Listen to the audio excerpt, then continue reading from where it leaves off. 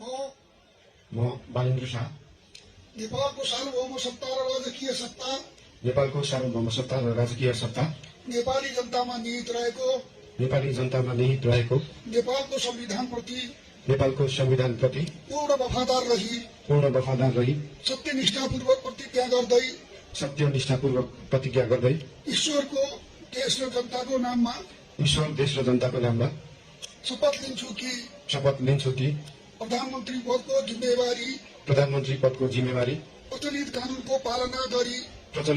पालना गरी मुलुक र जनताको भलो चिताई कसैको डर नमानी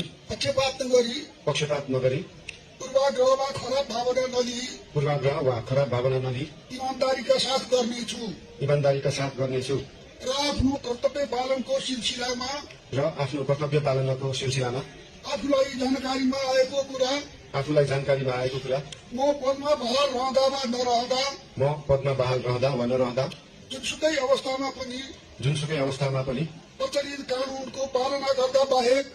कानूनको पालना गर्दा बाहेक अरू अवस्थामा कुनै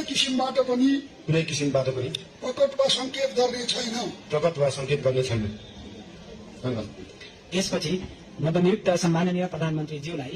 आफ्नो आसनमा रही शपथपत्रमा हस्ताक्षर गर्ने अनुरोध गर्दछु।